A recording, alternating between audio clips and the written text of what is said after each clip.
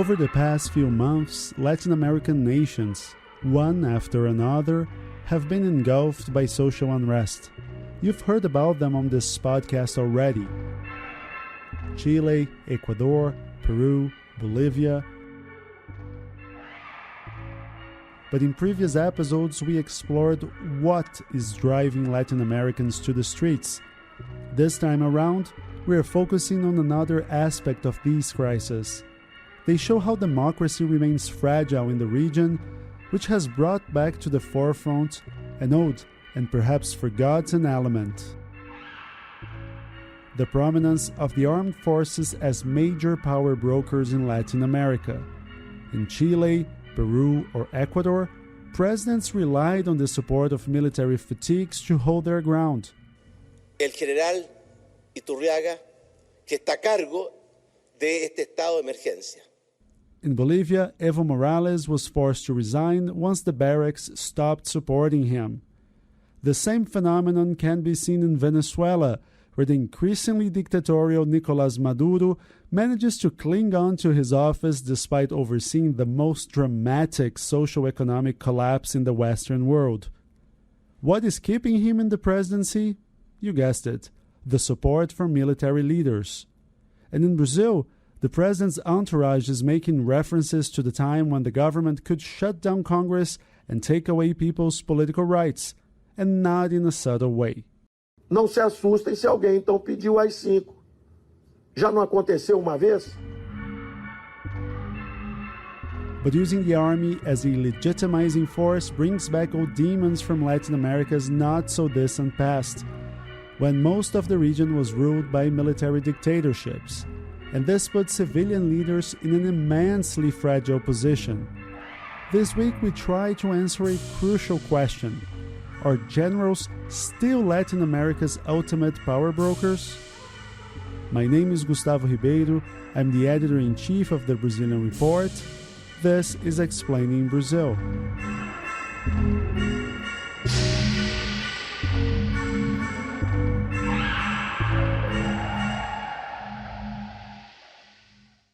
The armed forces have always been key political actors in Latin America.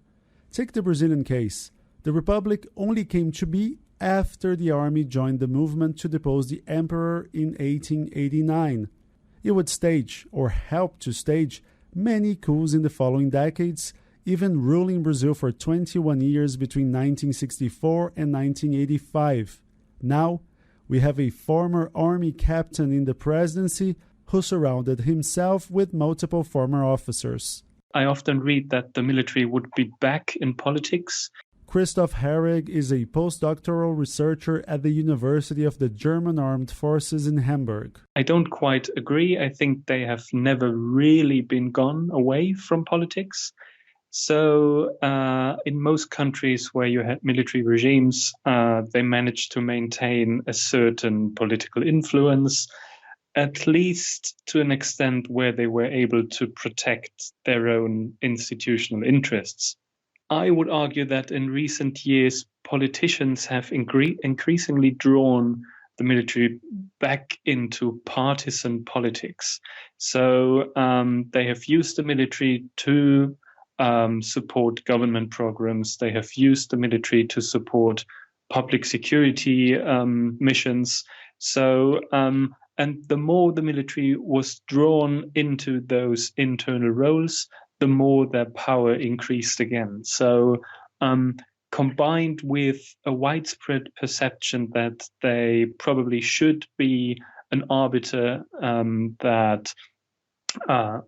let's frame it differently. Let's just say large parts of the military as well as society and political elites kind of agree on a dangerous sentiment that the military would be a final arbiter in politics. So over the history of Brazil, for instance, the military often thought of itself to be a safeguard for the country. So if things gone wrong, it was the military's duty to step in and to prevent worse things from happening. And that's what motivated the Brazilian military, for instance, to overthrow governments.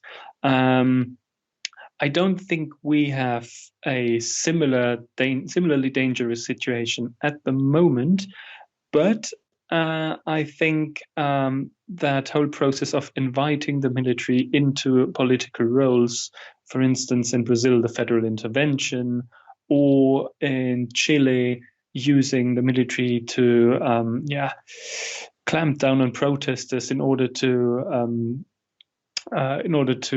prop up a weak government, that increases that old sentiment of the military as power broker and final decision maker in politics. You say, and I agree with you, that many people in Latin America see the armed forces as a sort of guarantor of democracy.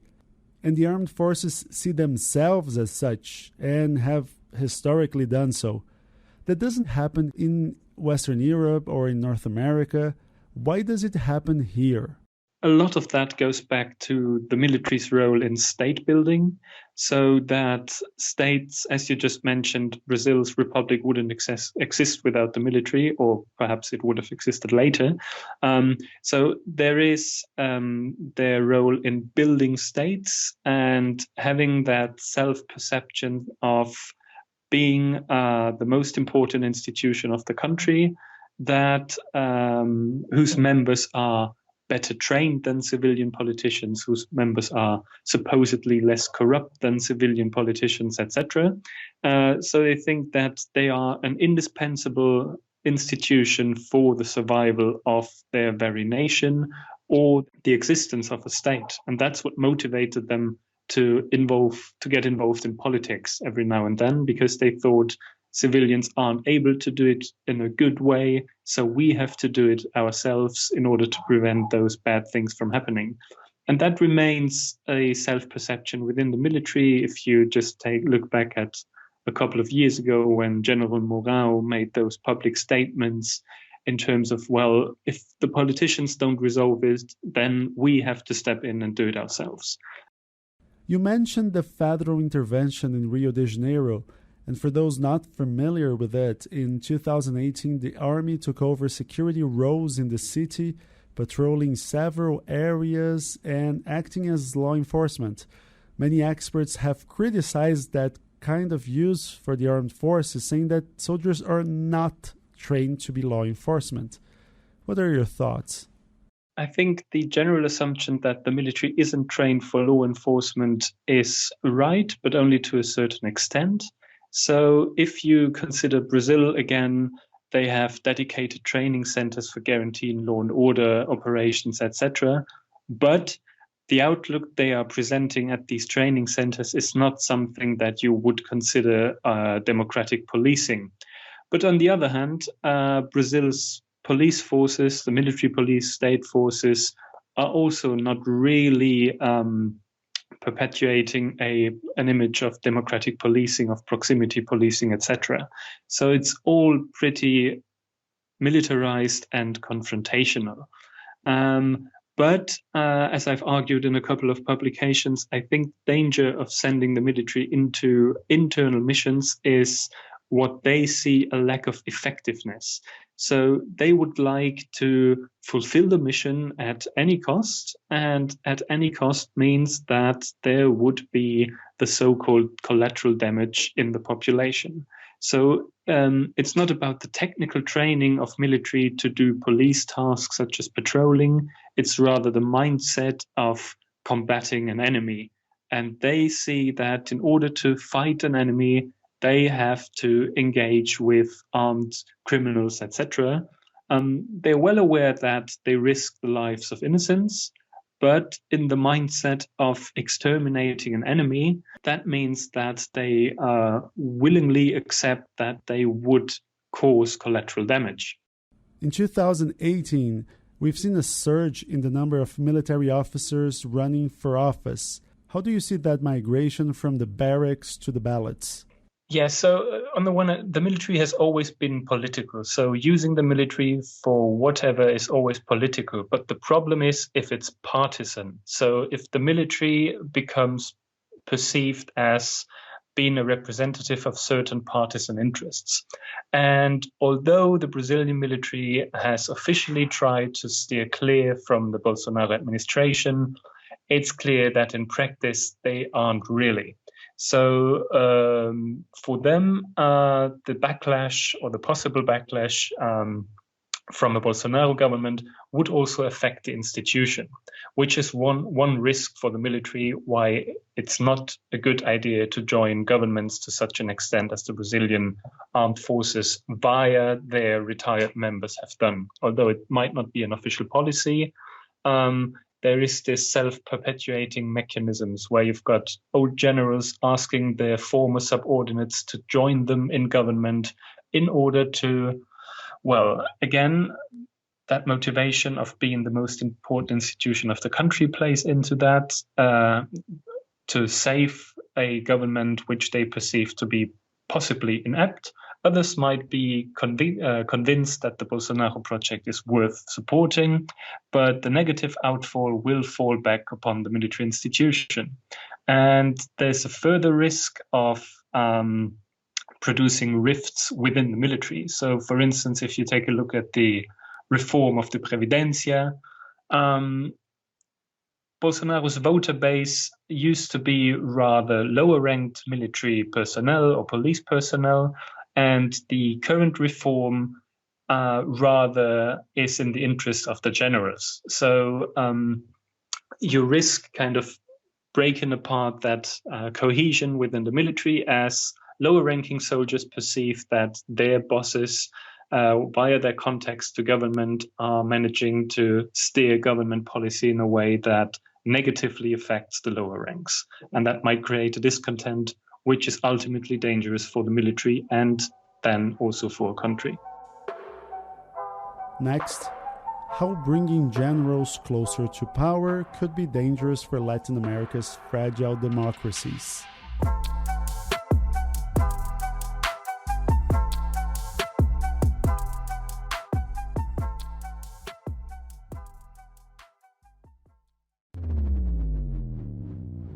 Of every 100 spam messages sent in the world, 5 come from Brazil. And spam is not only annoying, it poses a real security threat for companies with their conspicuous links. If you want to protect your company's environment, team up with FastHelp. FastHelp is a Brasilia-based IT company that is focused on cybersecurity. Go to fasthelp.com.br for more information. fasthelp.com.br. Harvard professor Steven Levitsky has become a sort of celebrity in the political science world after he published with fellow researcher Daniel Ziblatt the book How Democracies Die. In the era of Trumps, Orbáns, Salvinis, or Bolsonaros, the book is a must-read about how elected leaders can gradually subvert the democratic process to increase their power. He recently wrote precisely about the dangers of being over-reliant on army generals for power in an op-ed for the New York Times called The Coup Temptation in Latin America, co-written by Columbia researcher Maria Victoria Murillo. Professor Levitsky, your op-ed focuses on Bolivia and how Evo Morales was deposed after losing support from the military, but we've cited in this episode many other examples in which the armed forces tip the scales in favor or against a sitting president. Would it be fair to say that generals remain the ultimate power brokers in the region? Latin America in the last 40 years has made unprecedented progress in establishing civilian control over the military. And so there are now a number of countries, like Argentina, for example, Uruguay is another example, maybe still Brazil, where the military is no longer the major power broker. For decades and decades and decades, it was the ultimate power broker in Argentina. It no longer is. In Chile, although I agree with you that it's very worrisome that Piñera felt compelled to surround himself with the military, it's still not clear that the military is again a power broker. And in fact, Piñera had suffered, paid a political price for that move, and for talking about a war and for sort of unleashing or permitting a fair amount of repression against protesters. I think that may backfire in a pro-democratic way in Chile. So it's not everywhere that the military is. And there are other countries like Guatemala, Paraguay, I would say Ecuador, maybe even Bolivia, where the military never stopped being the ultimate power broker. And then there were countries in the middle where, like I would say Peru, where there's a risk that the military is coming back. I would say Honduras is another case where the military probably never stopped being a power broker. But in general, yes, there seems to be in recent years at least some creeping back of the military's role as an arbiter of power. And I think that's an incredibly dangerous tendency. And why does the military have such a central role in Latin American politics? There's a lot of evidence that a history of military intervention is a good predictor of future military intervention. In other words, it is a self-reinforcing process that if you have a period of successive or multiple military interventions, like almost all of Latin America had in the first 50, 60 years after independence, that puts a state, a country, a society down a path where politicians grow accustomed to turning to the military when there's a crisis. And you see this over and over and over again. The vast majority of coups or military interventions occur because some political force appeals to the military. The military almost never intervenes if there's a united civilian front against it. And politicians in Bolivia and Ecuador and Peru and Guatemala and Honduras and many other countries grew accustomed to appealing to the military to either resolve crises or help it retain power or return to power. The other thing, which is very unfortunate in recent years, is that because Latin America in general, with a couple of exceptions, is a hard place to govern. These are Latin American states are not really very effective outside of Uruguay and Chile.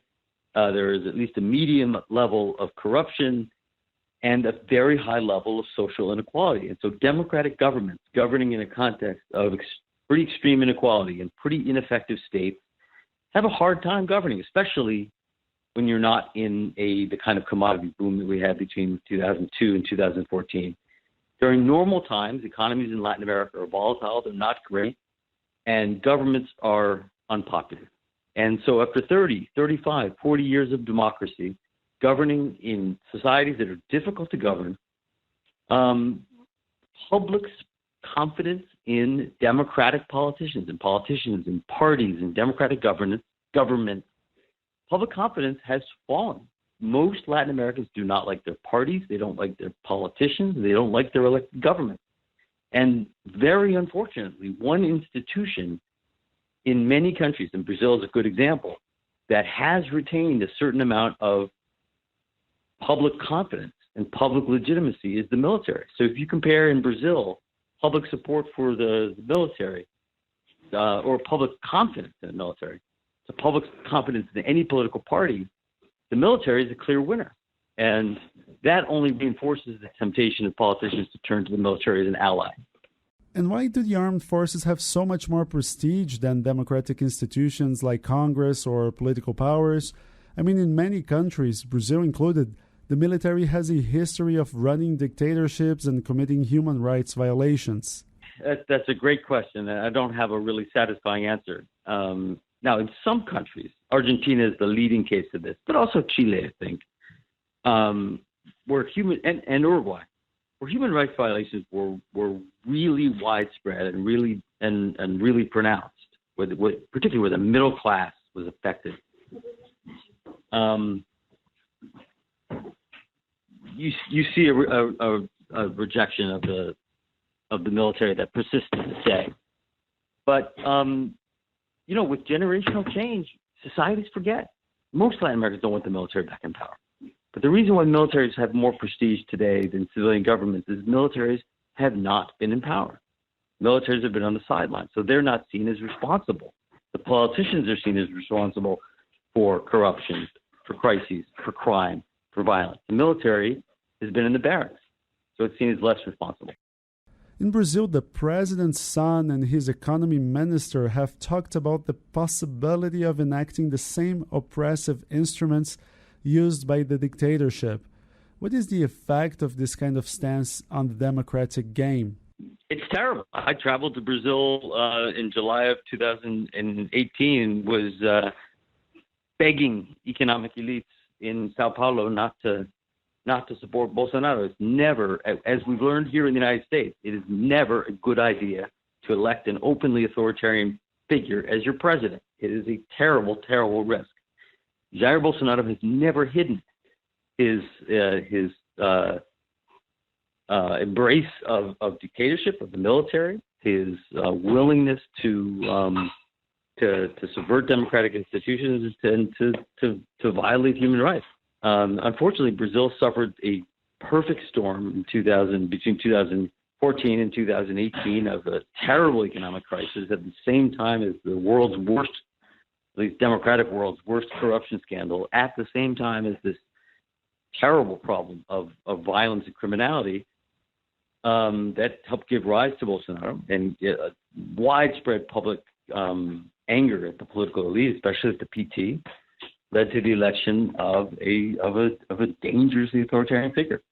Luckily, he's pretty inept, and he's not terribly popular. I think that helps to protect Brazil's democracy. In your work, you mentioned that the biggest risk for democracy is not having tanks on the street, but rather having elected leaders destroying democracy from within. But would this proximity of generals with power make Latin America an exception? Is there still a risk of a classic coup like the ones we saw in the 60s or the 70s?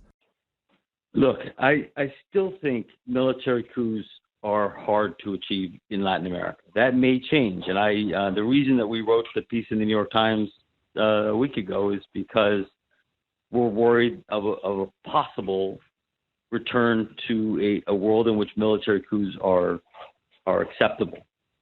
But for now, military rule is still a very, very difficult thing to achieve in Latin America. Latin Americans, despite all of their discontent with democracy and democratic politicians, still want to elect their government. And so I don't think we've reached a point where the military is coming back to power. I still think that even in Latin America, and even in countries like Bolivia, the greatest risk is elected governments abusing power. And we don't know what's going to happen in Bolivia yet. But the modal way, the dominant way in which democracy is weakened and dies is much closer to what the MAS government in Bolivia was doing, or what the Chavista government in Venezuela, or the Hernandez government in Honduras, or the Ortega government in Nicaragua. That is the primary way still today in which democracy dies. This podcast was written and prepared by me, Gustavo Ribeiro. Ewan Marshall edited the final script. If you like Explaining Brazil and the Brazilian Report, don't forget to give us 5 stars on whatever platform you use for podcasts. That will help more people connect with this show, and it only takes a second. But the absolute best way to support this show is by subscribing to the Brazilian Report. Subscription plans start at only $3.90. And that's really not a lot of money to support independent journalism, especially in these times of fake news. Every day we have new content about Brazilian politics, finance, society, Latin American affairs, environmental issues, you name it. Go to Brazilian.report/subscribe. That's all for now. See you next week.